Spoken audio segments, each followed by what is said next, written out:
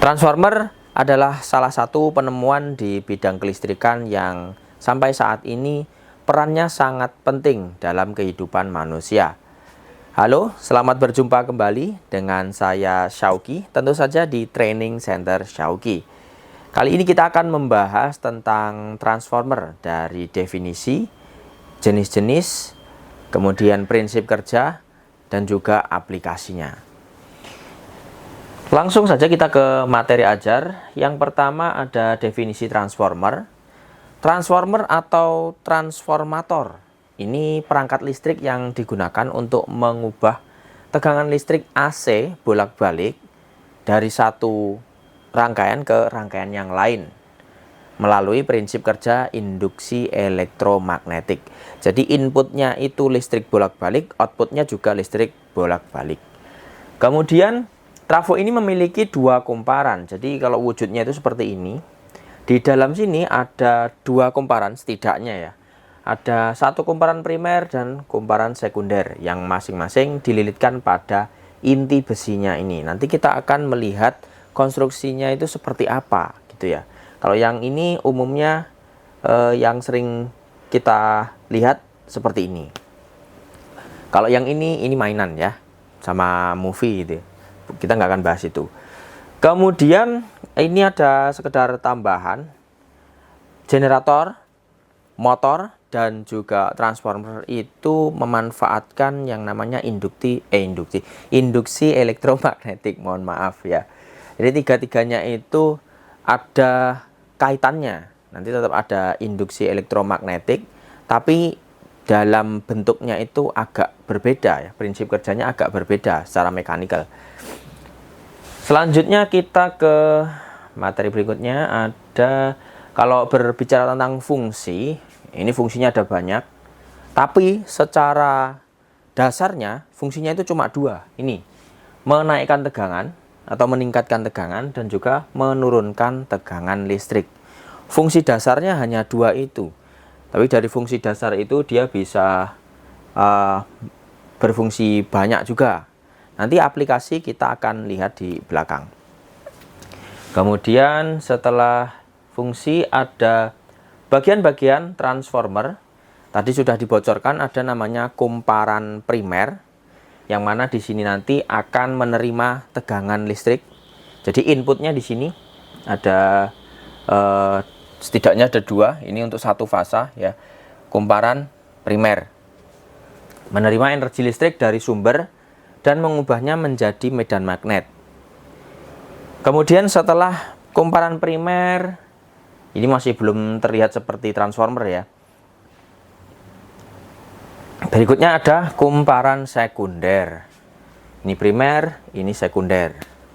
Jadi ada dua kumparan setidaknya. Kalau cuma satu itu cuma induktor berarti. Jadi kalau dua ini ada, ini menerima input tegangan bolak-balik yang fluktuatif itu. Terus kemudian membangkitkan kemagnetan di sini, dan untuk kumparan sekunder nanti dia menerima induksi elektromagnetik yang dihasilkan oleh kumparan primer. Setelah diterima diapakan? Nanti akan bangkit listrik di bagian kumparan sekunder. Ini juga masih belum terlihat seperti trafo ya. Nah, sebenarnya ada lengkapnya lagi, yaitu inti trafo. Ada primer, ada sekunder, ada inti trafo. Sebenarnya cuma primer dan sekunder saja sudah bisa, tapi kurang kuat induksinya. Untuk memperkuat induksi elektromagnetiknya, dia menggunakan inti yang berbahan ferromagnet atau bahan yang mudah ditarik oleh magnet. Kemudian setelah bagian-bagian ini ada cara kerja transformer. Ini step by step ya. Pertama dimulai ketika listrik AC diberikan pada kumparan primer. Catatan, sebenarnya tidak listrik AC saja, DC juga bisa. Tapi, ya ini tapinya yang penting, dia fluktuatif. Nah, kalau alasannya kenapa harus fluktuatif, itu ada di hukum Faraday ya. Ada postingan di video Training Center Syauki, di short video, silahkan dicari. Ini intinya adalah tegangan yang berubah-ubah nilainya. Di sini kalau AC pasti berubah-ubah ya, jangankan nilainya, polaritasnya juga berubah-ubah. Ini yang digunakan. Nah, ketika masuk ke kumparan primer, maka nanti akan menjadi atau akan timbul arus karena ini close ya, close loop. Kemudian setelah timbul arus, kalau kondisi tanpa beban biasanya arusnya kecil. Arus yang mengalir di kumparan, ingat di hukum Oersted itu, setiap kabel yang menerima atau dialiri arus listrik maka di situ timbul kemagnetan. Di bentuk kumparan ini juga sama. Bedanya kalau dengan listrik DC, ini listriknya bolak-balik, si magnetnya juga bolak-balik. Polaritasnya itu utara, selatan, seperti itu. Nah, setelah itu dia menginduksi atau kemagnetannya itu dia mengalir di dalam inti. Jadi setelah magnetnya ada di sini, karena di sini ada inti ferromagnetik ya, maka di sini ada fluxnya, ada flux magnet di dalam inti. Nah, dua ini, yang biru dan merah, yang magnet fluktuatif tadi, dia menginduksi si kumparan sekunder. Jadi ini magnetnya bolak-balik. Layaknya seperti, ya kalau ini bukan kumparan, itu layaknya seperti magnet permanen biasa yang kita putar. Jadi seperti generator.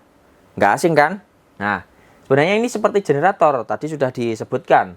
Di sini magnetnya itu bolak-balik. Nah, seolah-olah seperti magnet yang kita putar bolak-balik polaritasnya. Maka di sini muncul GGL atau gaya gerak listrik di ujung kawat kumparan sekunder. Kalau kita beri beban listrik, maka nanti akan muncul arus seperti ini. Tuh, step berikutnya adalah di sini muncul yang namanya medan magnet di kumparan sekunder karena ini sudah muncul arus. Ya, sama seperti ini. Ini muncul arus, muncul magnet. Ini muncul arus, bangkit juga magnetnya. Nah, di sini yang menjadikan unik transformator atau transformer ini adalah interaksi ketiga magnet ini, baik itu medan magnet di sekunder, primer ataupun di dalam inti, itu ada interaksinya. Kalau beban listrik di sini makin besar, ya jangan beban listrik dulu. Ketika tanpa beban, jadi artinya ini belum ada medan magnet di sekunder, maksudnya di kumparan sekunder ya. Di situ flux yang merah ini yang dihasilkan di dalam inti besi, dia ada namanya back EMF ke kumparan primer yang menyebabkan intinya dia melawan tegangan yang ada di sini. Jadi kalau di sini tegangannya katakanlah 220, ini juga membangkitkan 220, tapi arahnya berlawanan. Ya, sehingga efeknya apa? Efeknya arus pada kumparan primer dia lebih kecil. Kita tahu kalau misalkan ada dua baterai gitu ya, kita temukan positif ke positif, negatif ke negatif, sama seperti ini tadi ya. Di situ kalau tegangannya sama, arusnya 0. Tapi kalau tegangannya itu yang satu katakanlah 5 volt, yang satu 4,9, maka di situ ada beda potensial 0,1 volt. Arusnya mengalir ke baterai yang lebih kecil. Ini juga sama. Di sini sumbernya biasanya lebih besar daripada yang namanya back EMF atau yang hasil dari flux ini menginduksi kumparan primer. Itu hasilnya lebih besar yang input sini. Oleh karena itu di kumparan primer ada arus tapi kecil saat berbeban. Nah, ketika diberi beban listrik, arusnya di sini makin besar. Di sini muncul yang namanya medan magnet, di mana dia juga melawan ini arah dari flux merah. Kemudian ketika dia melawan, berarti dia bisa mengurangi jumlah flux merah ini. Kalau flux merah ini jumlahnya atau kekuatannya berkurang, back EMF yang di bagian primer juga berkurang. Kalau tadi contohnya 5 volt dengan 4,9 karena ini dikurangi back EMF-nya, fluxnya ini dikurangi, back EMF berkurang, katakanlah dia menjadi 4 volt, 5 dibanding 4, bedanya adalah 1 volt, arusnya lebih besar ke primer. Itu hubungan uniknya. Ketika ini makin besar kemagnetannya, makin besar arusnya, makin besar kemagnetan biru yang di sekunder, makin dia mengurangi kekuatan flux ini. Semakin berkurang kekuatan fluxnya, back EMF yang melawan sumber arus listrik ini, dia makin kecil. Otomatis arus yang mengalir ke kumparan primer dia juga, tapi dia semakin besar. Ini uniknya transformer. Next ada jenis transformer berdasarkan setup tegangan. Ini ada step down, biasanya ada di charger, terus kemudian adaptor laptop, terus ya di perangkat elektronika yang ada di rumah. Itu kan sumbernya 220, penggunaannya sebenarnya hanya ada yang 12 volt, ada yang 5 volt, dan lain sebagainya. Itu diturunkan dulu. Ini 220 ke sini, 5 volt katakanlah sini. Maaf. Karakteristiknya untuk step down itu, kumparan primer lebih banyak lilitannya, putarannya lebih banyak daripada kumparan sekunder. Ditandai oleh ini. NP, jumlah lilitan primer, lebih besar daripada jumlah lilitan sekunder. AP lebih kecil daripada AS. Di sini maksudnya adalah A itu untuk luas penampang kawat atau tebalnya kawat. Tebalnya kawat primer ini lebih kecil daripada si kawat sekunder. Kenapa begitu? Ini untuk mengejar trafo ideal itu ya. Jadi power input yang masuk ke sini, kalau bisa itu sama dengan power output yang keluar dari sisi sekunder. Itu yang trafo ideal ya. Ya biarpun semua mesin itu pasti nggak ada yang seperti itu. Akan ada yang namanya efisiensi. Entah itu 96, 98, atau 99. Yang jelas tidak ada yang 100%. Oke, ini berhubungan dengan desain dari tadi, kalau nggak salah namanya konservasi energi ya. Coba nanti dikoreksi di kolom komentar ya kalau salah. Jadi saya ulangi, yang NP itu desain untuk menentukan besarnya tegangan primer atau sekunder, perbandingannya. AP dan juga AS itu desain untuk supaya power input sama dengan power output. Jadi di sini ada kotak lagi, VP kali IP sama dengan VS kali IS. Ini berarti rumus daya primer sama dengan rumus daya sekunder. Ini kalau bisa. Jadi ini udah diupayakan oleh para teknisi pembuat transformernya itu. Jadi di sini kalau bisa power input sama dengan power output. Primer sama dengan sekunder dayanya. Maka di sini kalau tadi NP-nya itu lebih besar, berarti VP atau tegangan primernya itu lebih besar daripada tegangan di sekunder. Karena di sini desainnya itu NP lebih besar daripada NS. Ini searah ya, berbanding lurus. Kemudian kalau IP itu berbanding terbalik biasanya. Karena di sini tegangannya itu lebih besar, maka di sini arusnya lebih kecil. Bisa ditandai dengan ini kawat yang lebih kecil, dia kuat hantar arusnya pasti lebih kecil juga daripada yang besar. Terus ini kalau kita tarik ke atas, berarti katakanlah di sini ya, namanya transformer 100 watt gitu. Input 100 watt, output 100 watt. Ini kita abaikan efisiensi dulu. Ini 100, ini 100. Katakanlah tegangan primernya itu 100 volt. Berarti arusnya berapa? 1 ampere. Kemudian kalau misalkan saya bikin kumparan sekundernya itu keluarannya 50 volt, setengahnya dari primer, berarti arusnya 2 kali lipat. Karena tadi 100 berarti dia 50 kali 2. Jadi arus sekundernya 2, arus primernya cuma 1. Tapi tegangan primernya 100, tegangan sekundernya 50. Seperti itu, ini untuk aturan dari step down. Penggunaan tadi sudah disebutkan di mana saja. Ada di adaptor daya, catu daya industri, alat elektronik. Kemudian ada namanya trafo step up. Kalau tadi down, yang sekarang step up ya. Step up itu dibalik. Kalau primernya itu jumlah kumparannya lebih kecil, tapi untuk kawatnya dia dibikin lebih besar untuk mengejar tadi ya, P in sama dengan P out. Nah, kembali ke sini, VP kali IP sama dengan VS kali IS.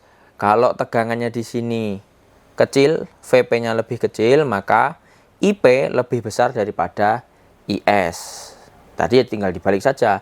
Katakanlah sama-sama 100, ini inputnya 50, outputnya 100. Ya, kalau sama-sama 100 watt berarti ini 1 ampere. Berarti yang ini 2 ampere. Seperti itu. Nah, ini sekedar tambahan ya. Kaidah trafo di sini jangan disamakan di semua sirkuit listrik. Karena saya menemui di tempat kerja itu ada yang bilang ketika tegangannya tinggi, tegangannya naik, arusnya pasti turun. Ini kaidah transformer, sama untuk beban yang non-linear. Kalau secara sirkuit pada umumnya masih berlaku yang namanya hukum Ohm, di mana tegangan naik, arus juga ikut naik. Tegangan turun, arus juga ikut turun. Ya, tolong dicatat, jangan disamakan kaidah ini ke semua sirkuit, semua jenis beban di listrik, itu ya. Kembali ke topik yang berikutnya, ada namanya trafo isolasi. Isolasi ini semua tanda bacanya di sini adalah sama dengan tegangan sama, arus sama, besarnya kawat sama, lilitannya sama juga. Nah, terus buat apa? Kan nggak naik, nggak turun. Jadi ini untuk memisahkan sirkuit kiri dengan yang kanan. Katakanlah di sini inputnya ya, ini outputnya. Ketika terjadi gangguan di output, maka di kiri nanti tidak terlalu terpengaruh. Gitu. Namanya isolasi, dia untuk pengaman. Berikutnya untuk jenis-jenis, ada trafo daya. Ini biasanya di gardu induk. Ya, ada sangat besar sekali sini. Ini jenis trafo berukuran besar untuk aplikasi daya tinggi. Biasanya untuk transmisi ini. Kalau yang ini distribusi, biasanya disebut GTT atau gardu trafo tiang yang biasanya di pinggir jalan itu ya. Nah, kalau yang ini trafo pengukuran dan proteksi. Contohnya kalau untuk pengukuran adalah klem meter atau tang ampere. Untuk proteksi ada juga mirip, dia nanti ada trafo nanti membaca arus atau tegangan biasanya, kemudian nanti akan dimasukkan ke controller untuk menggerakkan suatu aktuator yang nanti bisa mengamankan sirkuit. Kita mungkin akan bahas di video yang lain. Kemudian bagian terakhir di sini adalah aplikasi transformer. Di rumah kita juga pakai semua alat ini, elektronika, ada mulai laptop, handphone, kemudian televisi dan lain-lain pakai transformer. Step down biasanya. Tapi kalau step up biasanya di mana? Bukan salah satu ya. Contoh yang besar itu di sistem transmisi listrik. Contoh di sini dari pembangkit dia masuk ke step up transformer untuk dinaikkan tegangannya sehingga naik ke sini ke tower SUTET atau SUTT tergantung besar tegangannya ya. Di sini biasanya jauh sekali transmisinya. Bisa katakanlah dari daerah Paiton mungkin nyampe ke daerah Jawa Tengah. Katakanlah seperti itu ya, misal ya. Saya kurang tahu jaringannya. Dari SUTET nanti hampir mendekati ke customer akan diturunkan melalui step down. Dari yang tadi 500 kV dia bisa jadi 150 kV. Ini yang SUTT. Setelah itu nanti ke customer industri, pelanggan industri yang 20 kV, dia melalui trafo step down terlebih dahulu. Kemudian mendekat ke rumah kita ada namanya tiang SUTM, saluran udara tegangan menengah yang di pinggir jalan itu. Kemudian ada tiang GTT tadi, yang menurunkan tegangan dari 20 kV ke 220 380. Kalau yang jaringan di sini biasanya cuma satu tegangan ya, line to line. Kalau di sini tegangan rendah 220 380. Untuk satu fasa 220, tiga fasanya 380 line to line. Ini untuk aplikasinya. Kenapa perlu transformer? Kenapa tidak dari sini saja katakanlah 220 ke pelanggan? Seperti yang saya sebutkan tadi, dari pembangkit sampai ke rumah kita itu bisa jauh sekali banget. Makanya di sini perlu yang namanya transmisi. Bisa sampai puluhan atau mungkin ratusan, bahkan bisa juga ribuan kilo ya, tergantung daerahnya. Di situ kalau tegangannya 220, maka bayangkan saja seberapa panjang kabelnya. Kemudian drop tegangannya itu seberapa. Dari sumber 220, nyampe ke rumah kita berapa? Pasti lebih rendah. Makanya perlu yang namanya transformer ini. Di step up supaya arusnya lebih kecil, tegangannya lebih besar.